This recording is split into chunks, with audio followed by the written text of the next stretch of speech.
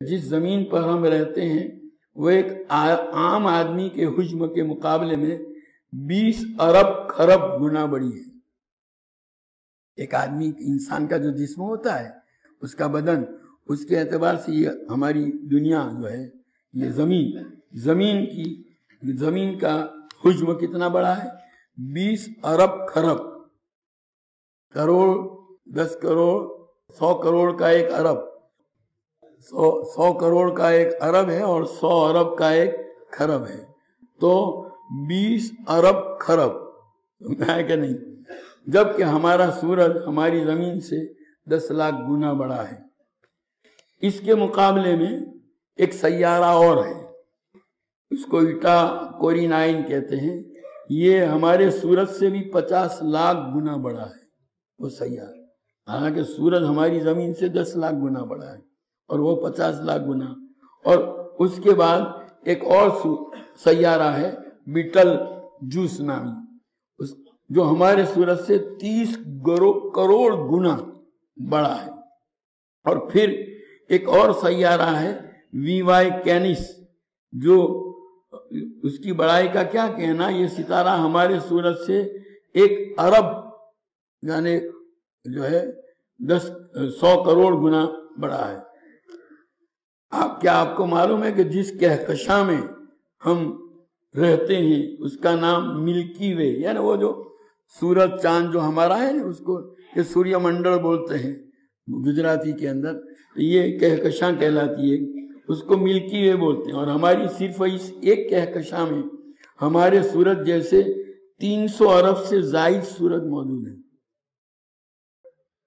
اور یہ کہکشاں اتنی بڑی ہے کہ اگر ہم کسی ایسی چیز میں سوار ہوں جو 1 سیکنڈ میں 3 لاکھ کلومیٹر کا فاصلہ طے کرتی ہو، یعنی 1 سیکنڈ میں زمین کے 7 چکر لگانے والی ہو وہ چیز، تو اس کو بھی ہماری اس کہکشاں کو پار کرتے کرتے 1 لاکھ سال لگ جائیں گے۔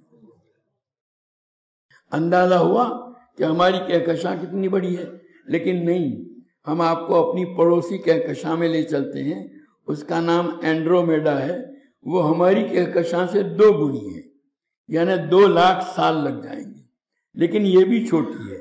M81 نامی کہکشاں ہماری کہکشاں سے 60 گنا بڑی ہے، جبکہ IC 1011 ہماری کہکشاں سے 600 گنا بڑی ہے۔ اب سمجھ میں آیا کہ اللہ کی قدرت کتنی وسیع ہے؟ ابھی یہ سلسلہ ختم نہیں ہوا۔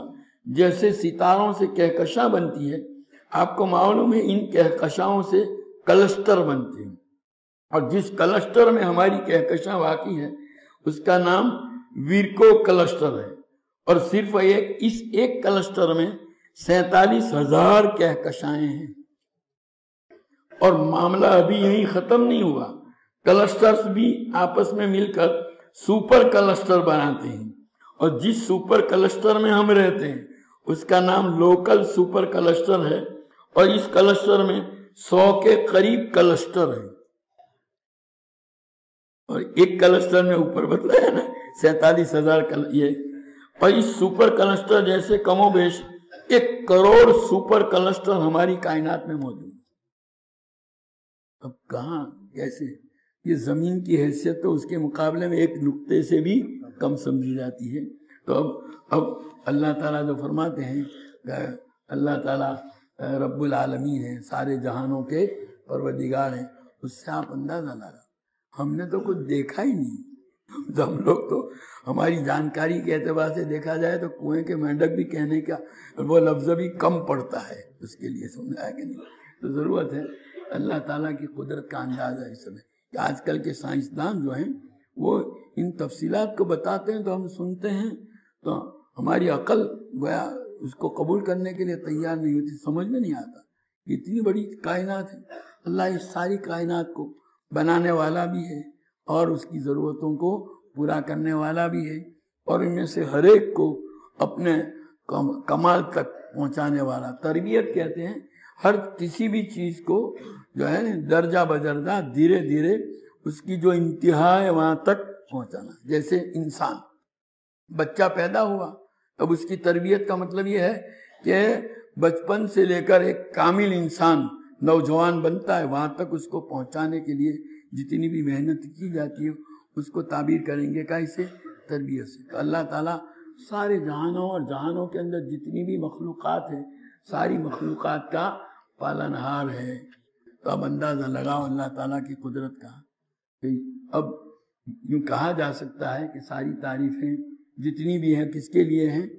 इसलिए कि दुनिया में किसी भी चीज़ की तारीफ की जाएगी, भाई एक मकान की तारीफ करेंगे तो ये मकान की तारीफ दरअसल इस मकान के बनाने वाले की तारीफ है। तो कायनात की सारी मखलूक अल्लाह की बनाई हुई